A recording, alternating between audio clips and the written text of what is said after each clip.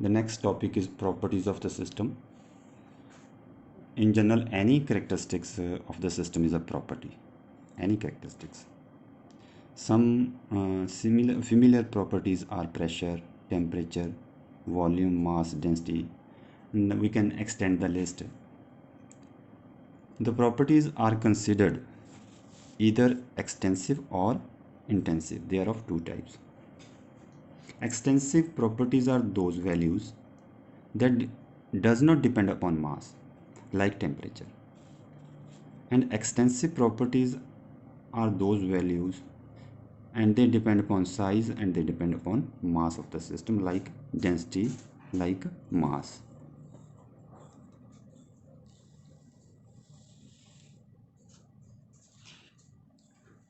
Generally, the uppercase capital letter like capital U, capital E, capital H, they are used for extensive property.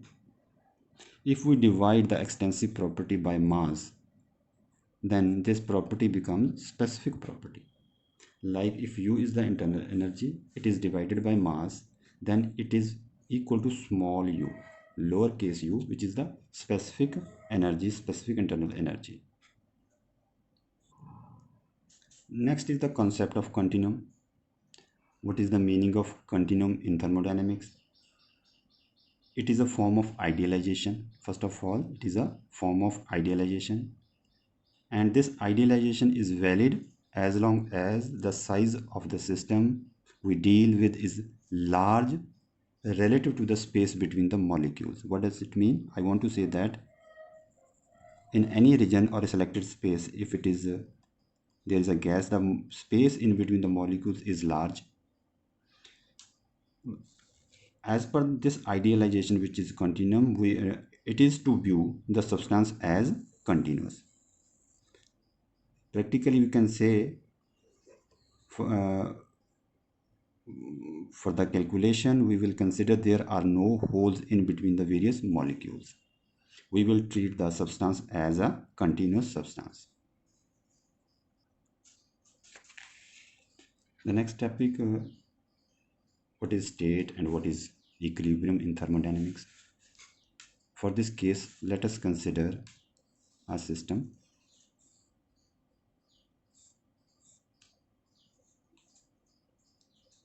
Let us consider a system. This system not undergoing any change. At this point, all properties can be measured.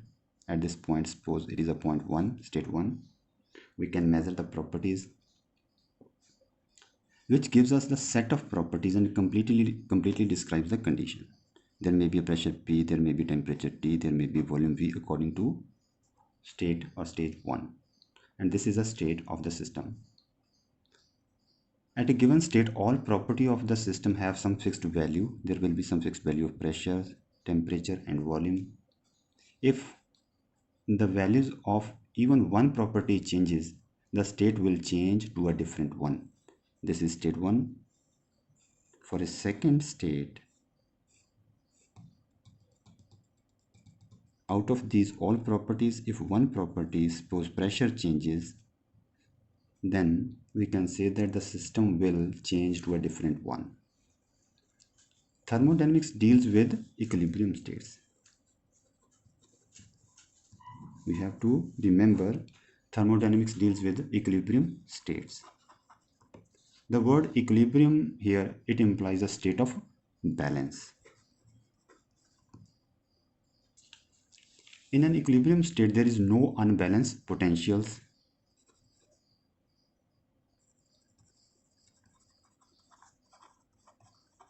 No unbalanced forces are there. A system in equilibrium experiences no change when it is isolated from its surrounding. There are many types of equilibriums. There are many types of equilibriums. Like we can say there is a thermal equilibrium, there is a mechanical equilibrium, then there is a one more equilibrium which is, we can say, chemical equilibrium. These are the three main types of equilibrium. If the temperature is the same throughout the entire system, then it is a thermal equilibrium. Then in a system is said to be in mechanical equilibrium if there is no change in pressure at any point of the system with time. And third one is the chemical equilibrium. In this case, when the mass of each phase reaches an equilibrium level, finally the system in chemical equilibrium, and its chemical composition in this case does not change with respect to time, then it is the no chemical reaction occurs. A system will not be in equilibrium unless all the relevant equilibrium criteria are satisfied. There is a one more term which is related to equilibrium, that is known as thermodynamic equilibrium. Thermodynamic equilibrium is the equilibrium, we can say the system is under thermodynamic equilibrium when the system is under thermal equilibrium, mechanical equilibrium and chemical equilibrium. In thermodynamics, what is state postulate? The state of a system, it is described by its properties. It is described by its properties. But we know from the experience that we do not need to specify all properties. The number of property required to fix a system, how many properties are required to fix the state of the system is given by state postulate. The state of the simple compressible system, as we know, there is a compressible system, there is a gas inside the cylinder and we are going to compress it. The state of a simple compressible system is completely specified by two independent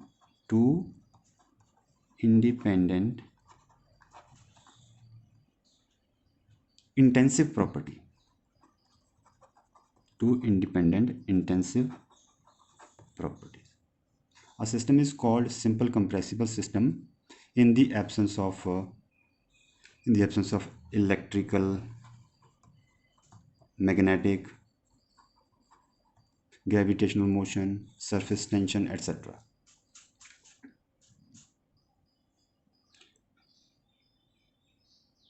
What is the meaning of independent property?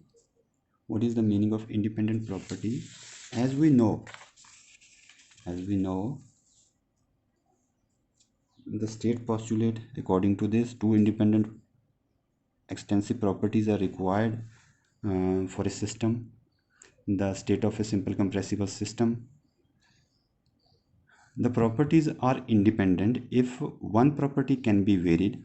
Out of two properties, one property can be varied while the other one is held constant. For example,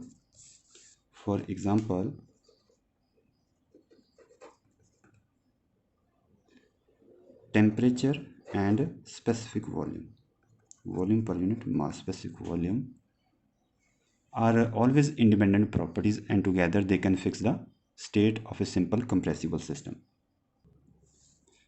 Next topic is what is process and what is cycle in thermodynamics. To understand, let us draw the graph between two properties, property A and property B. Any change that a system undergoes, for this case, from one equilibrium point to another equilibrium point, one equilibrium state to another equilibrium state, is called process. And the series of states in between, there are series of states through which a system passes during the process is called path. To describe a process completely, one should specify the initial state, final states, and the process, and as well as the path it follows. And one more thing which is required to specify is that is the interaction of the system with the surrounding. Interaction with, whether it is with the help of whether it is in the form of mass or it is in the form of energy.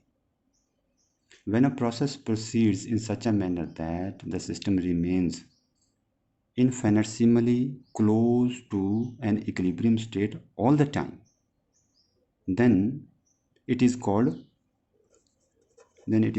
quasi static process. Then it is called quasi static process.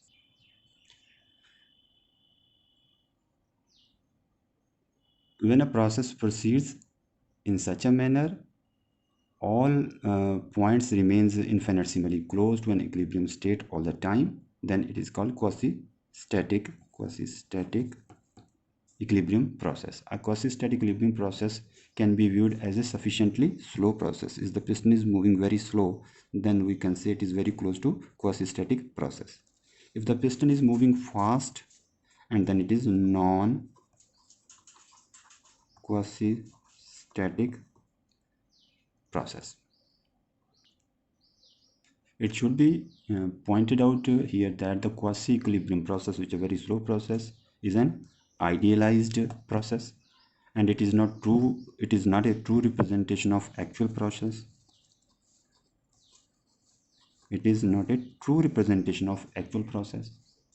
But many actual processes, they are very close to this approximation, and they can be modeled as quasi-equilibrium process. That's why we have to study, that's why we have to understand the term quasi-equilibrium process. Okay. In thermodynamics, we will deal with the prefix iso. There will be a prefix iso. When it is a isothermal, it means it is a process which is at constant temperature. Temperature is constant. If it is an isobaric process, then pressure is equal to constant. If it is an isochoric process, then volume is equal to constant for the process. A system is said to have gone through a cycle. A system is said to have gone through a cycle if it returns to initial state. If it is initial state, if it is returned to initial state at the end of the process. That is, for a cycle, the initial and final states, they are identical. Initial and final states, they are identical for the case of a cycle. In engineering, in thermodynamics, we have to deal with steady flow processes. The term steady, there is a term steady, there is a term unsteady, there will be term uniform. The term steady and uniform, they are used often in engineering, and thus it is important to have a clear understanding of their meaning. The term steady implies no change in time. No change in time. And the opposite of the steady is unsteady. If there is a change of time, if time is changing with respect to, if the process in the process, if the property is changing with respect to time, then it is a unsteady state. The term uniform is implied when there is no change with respect to location.